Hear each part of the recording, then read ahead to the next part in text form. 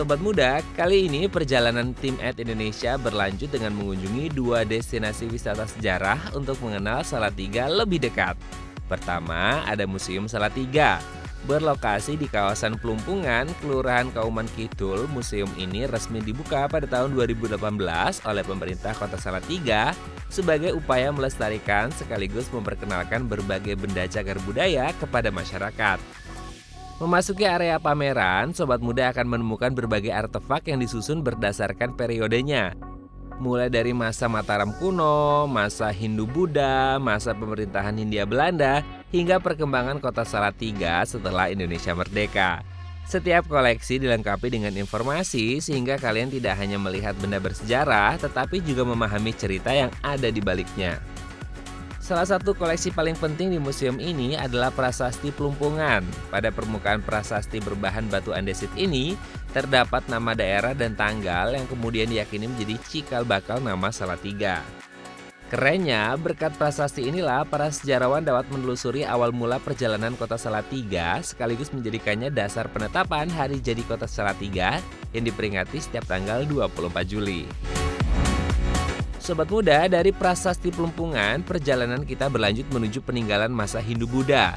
Berbagai temuan arkeologis yang dipamerkan ini memberikan gambaran bahwa wilayah Salatiga telah menjadi bagian dari perkembangan budaya dan kehidupan masyarakat sejak berabad-abad lalu. Contohnya adalah batu yoni. Dalam tradisi Hindu, yoni menjadi lambang kesuburan. Batu ini dipasangkan dengan lingga sebagai simbol Dewa Siwa. Selain itu, terdapat juga arca dua sisi yang menjadi salah satu koleksi unik karena memiliki pahatan berbeda pada masing-masing sisinya. Arca ini merujuk pada perwujudan figur bodhisatwa dengan dua penggambaran yang berbeda. Di sisi tangan kiri membawa kamandalu atau kendi wadah air suci yang melambangkan kehidupan, keabadian, dan pembersihan spiritual dari kekotoran batin. Serta sisi tangan kanan membawa trisula yang memiliki makna filosofis sebagai penghancur tiga kegelapan batin, yaitu keserakahan, kebencian, dan kebodohan spiritual.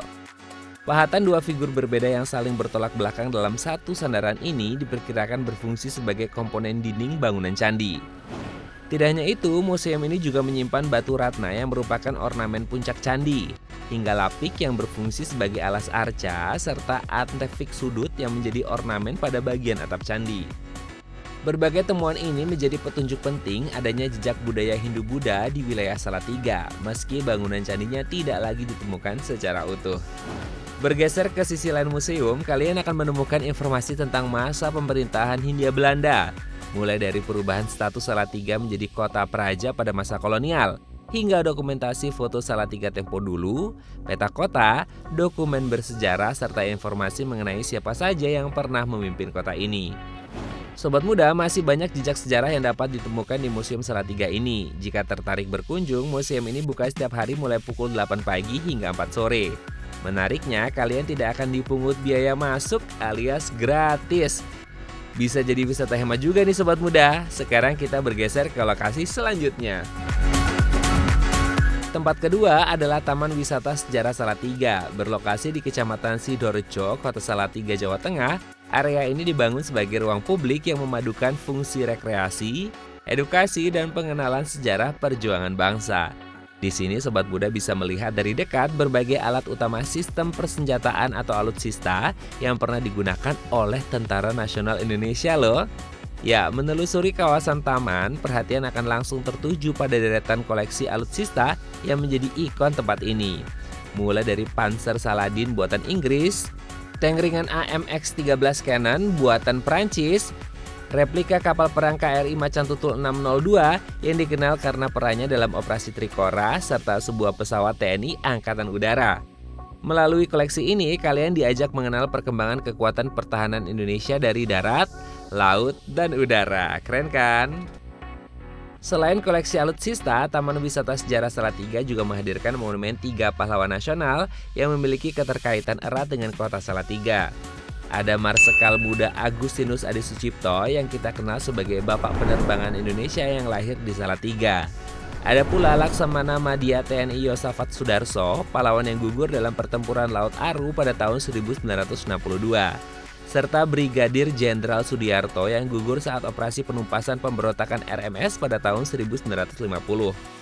Kehadiran monumen ini menjadi pengingat bahwa Salatiga juga melahirkan tokoh-tokoh yang memberikan jasa besar bagi perjuangan bangsa Indonesia. Eits, tak sampai di situ, menariknya lagi, Taman Wisata Sejarah Salatiga tidak hanya menjadi tempat belajar sejarah ya sobat muda, kawasan ini juga menjadi ruang publik yang aktif dimanfaatkan oleh masyarakat. Ya, pada pagi dan sore hari banyak warga yang datang untuk berjalan santai, berlari, bersepeda, hingga berlatih bersama berbagai komunitas. Tidak sedikit pula pengunjung yang memilih duduk santai sambil menikmati suasana taman yang teduh di tengah kota. Jika sobat muda tertarik berkunjung, Taman Wisata Sejarah Salatiga dapat dinikmati secara gratis dan terbuka untuk umum.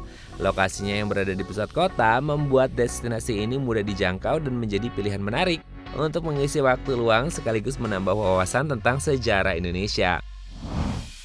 Sobat muda, dari Museum Salatiga hingga Taman Wisata Sejarah, perjalanan kali ini memperlihatkan kita bahwa sejarah tidak hanya tersimpan di dalam buku atau ruang pamer.